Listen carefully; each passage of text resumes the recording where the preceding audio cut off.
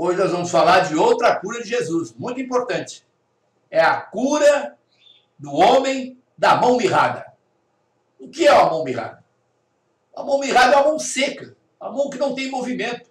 Esse companheiro também, de nascença, havia nascido com a mão mirrada. A mão dele parecia um galho de árvore, não se movimentava. Não movimentava os dedos, não movimentava nada. Então, ele devia sofrer muito. Ele tinha vista normal, era um homem totalmente normal. Só tinha aquela mão seca. E aquilo era um empecilho, porque ele não poderia tocar as coisas com aquela mão, não podia saudar as pessoas, né? Ele sofria muito. Mas, como aconteceu com o servo de Jericó, a mãe dele também havia dito que o maior dispensador de bens eternos do mundo, Jesus, já havia nascido. E já estava curando pessoas.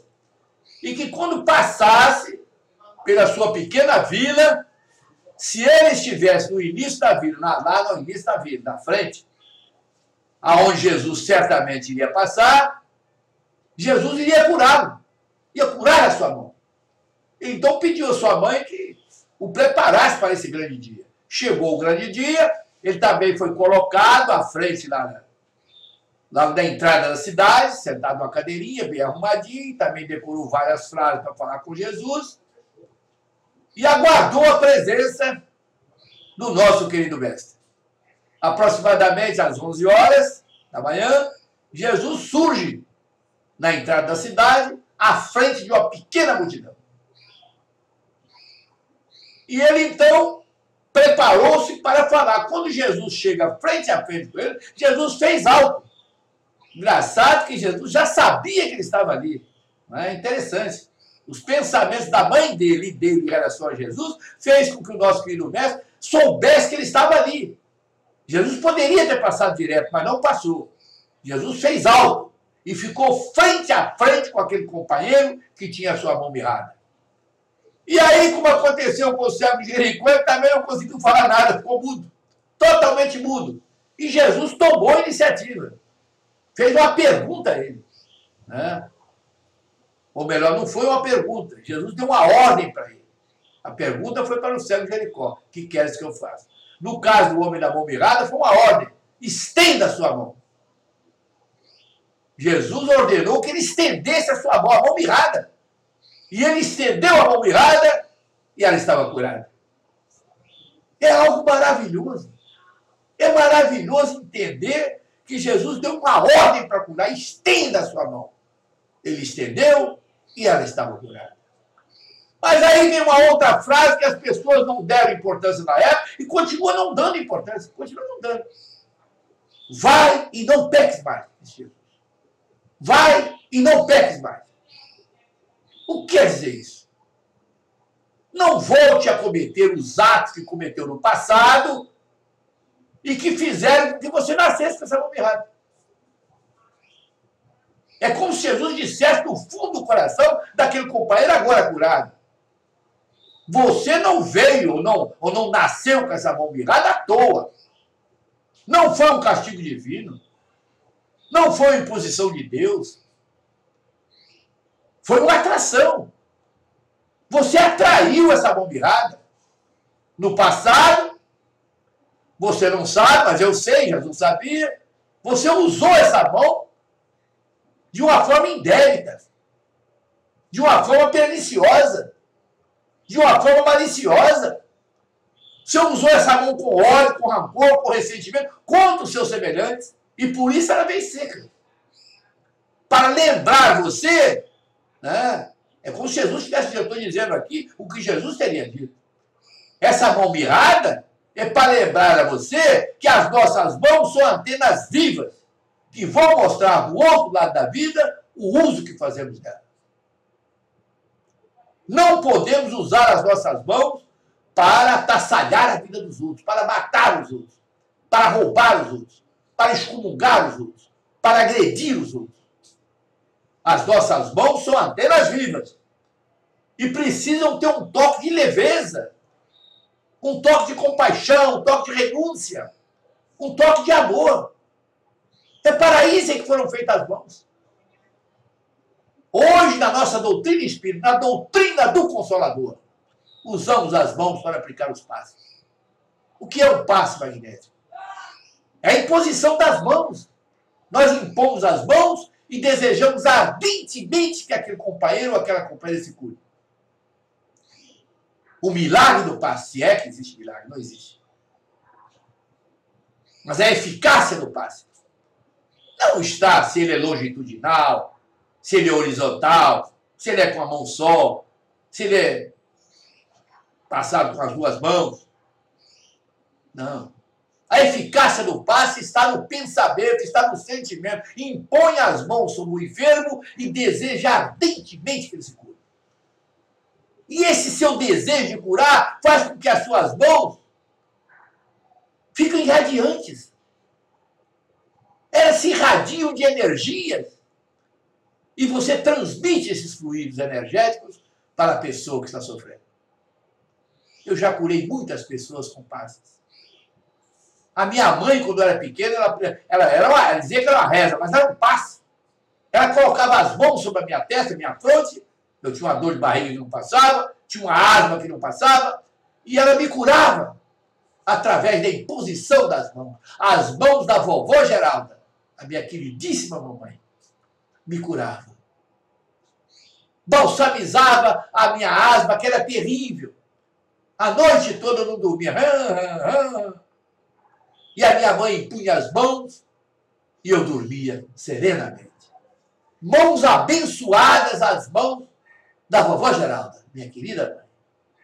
Então as nossas mãos não podem ser contaminadas para o mal. As nossas mãos é um dos sentidos, nós temos 5 sentidos. A visão, a audição, o paladar. As mãos. Então não podemos utilizar as nossas mãos para fazer o mal, como não podemos usar os olhos. A respeito dos olhos, Jesus adverte o sermão da montanha. Os vossos olhos são a luz do corpo, diz Jesus.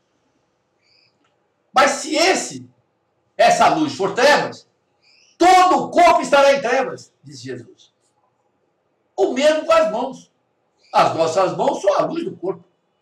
Mas se essa luz for trevas, todo o nosso corpo estará em trevas. A boca também. É a luz do corpo. Mas se você é maledicente, se você é despeitado, se você é invejoso, você contamina as suas mãos, você contamina a sua boca, contamina a sua audição, contamina a sua visão, você contamina tudo. Então, essa passagem bíblica é interessante. Nós precisamos observar isso. Então, aquele companheiro, curado por Jesus, por algum motivo, ele cometeu faltas gravíssimas usando aquela mão. Se ele tivesse usado as duas, com certeza ele viria com as duas secas. Aquela mão deve ter sido a mão que puxou o gatilho, ou que ergueu a faca, uma arma contra o seu semelhante e tirou a vida do seu semelhante. E aí ele volta numa nova encarnação com a mão mirrada. É interessante observar que as nossas ações aqui no campo da carne ficam gravadas no nosso perispírito. O nosso perispírito, que é o corpo intermediário entre o corpo físico e o espírito imortal, ele leva para o outro lado da vida, que no fenômeno morte, só o corpo morre, só o corpo físico. O perispírito acompanha o espírito imortal. E acompanha o espírito imortal com as mazelas ou com as edificações que conseguiu enquanto era vivo. Não levamos só o mal, não, levamos o bem também. Mas o mal reflete com muita firmeza do outro lado da vida. Companheiros e companheiras que cometem faltas gravíssimas não conseguem do outro lado da vida se equilibrar, não conseguem se adaptar e pedem pelo amor de Deus para voltar com essas deficiências físicas e mentais. Esse companheiro da mão mirrada não foi castigado, ele pediu para voltar com aquela mão. Para, através daquela mão seca, ele raciocinar, ele repensar de que usou mal na encarnação passada. O mesmo com a paraplegia, o mesmo com a tetraplegia, o mesmo com a falta da visão, o mesmo com a falta da fala, com a falta da audição, o mesmo com a brefenia, o mesmo com o autismo, o mesmo com o mongolismo e o mesmo com a loucura. Companheiros e companheiras que voltam totalmente loucos aqui na Terra. E que vão para esses hospitais de psiquiatria totalmente loucos, batendo com a cabeça nas paredes, muitos tendo que usar cabeça de força, são companheiros que passaram a vida atrapalhando a vida dos outros. Né? São criminosos ferrenhos como aqueles da Segunda Guerra Mundial, que mataram milhares de pessoas na cama de gás, que assassinaram crianças, companheiros que assassinam os pais, voltam totalmente loucos, desloucados, ebrefênicos, idiotas, mongoloides. Outros que utilizam a visão para crimes hediondos, voltam-se à visão material. Né? Companheiros que depois de matar as pessoas, utilizam de crueldade, cortam em pedaços, como aconteceu no presídio de Manaus, em que cortaram as cabeças dos assassinados. Esses companheiros voltam paraplégico, tetraplégico, sem movimentar nada no corpo físico. Porque sem o movimento do corpo físico, eles não poderão cometer o crime novamente. No fundo, é um prêmio. A tetraplegia, que é a imobilização total do nosso corpo físico, não é um castigo. É uma bênção. Para que esses assassinos hediondos da retaguarda da vida não possam se movimentar e, consequentemente, não possam voltar a cometer os mesmos crimes que cometiam antigamente. Companheiros e companheiras que voltam com sexo invertido. Aqui nós não estamos discriminando ninguém. Mas voltam com sexo invertido. Com o corpo de homem e os desejos de mulher. E com o corpo de mulher com desejos de homem. São companheiros e companheiras que lesaram o campo da sexualidade. Companheiros que viveram nas casas de genocídio, que exploraram as mulheres, que estupraram crianças. E aí voltam com o sexo invertido para sofrer na própria carne. O que se faz na carne, se resgata na carne. Aqui se faz, aqui se repara.